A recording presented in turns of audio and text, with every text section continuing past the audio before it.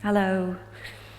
I wanted to do a short video on how best to sit for meditation. When somebody is coming to a course here in the yoga room, we've plenty of options of things that we can use for them to sit. And the idea is really that you're sitting comfortably enough, because the first thing we do in meditation is that we want to be relaxed. And so sitting on the ground in cross legs is really one of the most difficult poses to do in yoga. In fact, we keep the teaching or learning of sitting on the ground with cross legs to the very end of the yoga teacher training, because it really demands that you have your hips open, you've got good postural alignment in your spine, and it really requires a lot of flexibility in the body. So it's one of the hardest things coming to meditation, is if you want to start with a practice that sits on the ground. So I wanted to give you a few options for that. And I'll also show how you might sit in a chair as well, because sitting in a chair is perfectly fine for meditation. So you might know that every pose in yoga is called asana. And the first two letters, as, means to sit. And it really means to abide, or it's also translated as to sit quietly. And that is the first way we bring ourselves to meditation, to sit quietly. And if you are sitting in a way that makes you uncomfortable, if it's hinging on your back, your hips, your knees, your feet, you're not going to be able to sit quietly. You're going to be fidgeting. So really, whatever way you sit, there's got to be great comfort attached to that, but a certain amount of uprightness, because our nervous system is housed in the spine, and it's our nervous system that we're affecting initially through our meditative practice. And we want a nice neutral alignment. And when the body is in good neutral alignment and is supported properly, you will feel comfortable. So I'm sitting in what is a classic pranayama position or meditation position. And I'll just turn to the side. I'm sitting on a brick, which is just between my ankles. Now, for a lot of people, this is sore on the top of the feet. So sitting in a position like this, but maybe a little bit higher, is a great way of very easily aligning the spine over the hips without having the complication of the legs in place. Let me show you when I cross my legs what happens. So if I go a little lower and I cross my legs in front, say with normal way you go to cross your legs, look at my back. I'm immediately wanting to round back. If my knees are not lower than my hips, I'm going to be rounding back. So we'll look at cross-leg positions where I can get my knees lower than my hips, and then I'm comfortable because my back is straight. But let's go to that first one. So whatever you might have at home, one of the most comfortable positions that when I show this position in the yoga room, this is the one most people choose. And it's a version of that. So I've got two nice blankets for my feet. And depending on your height, for me, I'm sort of, I don't know, average height, maybe a little bit above. I'm putting 2 bricks under. If you were tall, you'd go for 4. This is a yoga bolster. Bed pillows won't work. Maybe a sofa pillow, something that's firm. Or just loads and loads of books that would bring it up to that height, and then you could pad the top of your books, your firm base, with a pillow. And then you'll see. I've again a nice straight spine, and I'm just a little bit taller than I was. I'll show you with a bit higher. If I go too high, I'll kind of feel like I'm going to fall off it. That might be a bit high for me. My ankles are a bit lifted. But if you're somebody with tight ankles, a lot of runners, or if you kick footballs, this top of the ankle is going to be a bit stiff. Okay. Let's look now at sitting in cross legs and the options for that.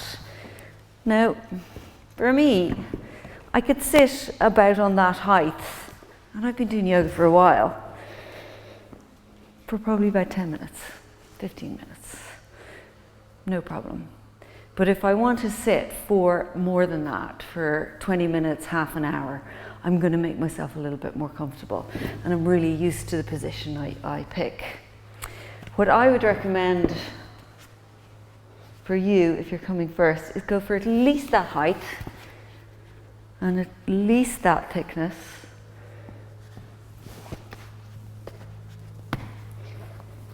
And get yourself a cushion. You'd be surprised. People go and they pick the cushions, the bolsters to sit on, and then I say, try the bricks with just a tiny bit of comfort. It's actually way more stable, way more comfortable. And let's look at the legs. So usually if you're sitting on the ground, you tuck your ankles in by your groins, but now your knees are far away from the floor and you're just going to feel a little bit unstable. It's going to start bothering the hips after a while. So Sukasana is the shins crossed with the ankles underneath the knees. And you create a much more of a box shape, so you're quite secure. And you can actually prop up the knees with one of these with me, but you could have two of these on either side, or one of these on either side, and it's really quite supportive. I've got the blanket there because the top of my ankles will feel a little bit sore if I don't. You'll see my knees are just about in line with my hips, so I should be comfortable enough. Another way, and one that I find more comfortable, is to get the knees a bit lower. The more contact you have with the ground, the better. So I'm sitting up quite high. I'm bringing one foot in and I'm really getting the top of the ankle and shin to the floor. Now usually to do this, you might go a little higher than this position. The other foot comes in and we've got so much contact with the ground that we're really secure and really comfortable.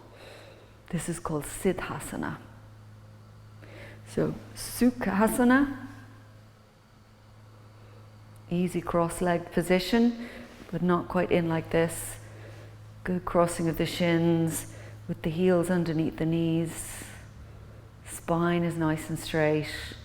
Or Siddhasana. The top of the ankle on the floor and the top of the shin on the floor. Your other option was Vajrasana, which I was straddling the bolster, and I'll just show you again with this. So again, a smaller base like that, I can kind of manage for 10 minutes. Otherwise, I'd be going for something a lot more stable, something wider.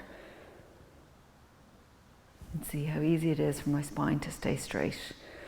Great, I'm going to show you a quick option with a chair and just what to look out for if you are sitting in a chair. The important thing is that you don't want to lean against the back of the chair. Anytime we lean against the back of the chair, we round our backs. So if you can, you're sitting up nice and straight for as long as the practice as you can. You might end up leaning back as your spine gets tall or as the practice goes on. We're really toning the muscles of the back, the waist, all the muscles that support the spine and the nervous system when we do our practice. So really important. You see I put blocks underneath my knees, and that actually, with the knees in line with the hips here, I'm really supported with a straight back. Whereas depending on your height, when my feet are on the floor, the backs of my thighs are kind of squishing onto the chair, and I'm not as stable. I can't kind of use the strength of my legs to support my back. So a little bit of support. And really, no matter what cushion you put behind your back, you will round. So you can have something that's ready to go there that will keep you as straight as possible.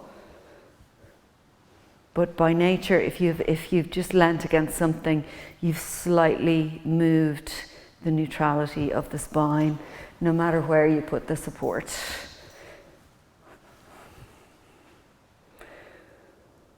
That's probably the best spot for it, because you're just supporting the back of the pelvis, the beginnings of the lower back, but the upper back is supporting itself and the neck is supporting itself. You want your natural in curve of the neck, and the back, upper back is slightly out and the lower back is slightly in. Great, well I hope I've given you some options, and we can begin our practice of pranayama or meditation.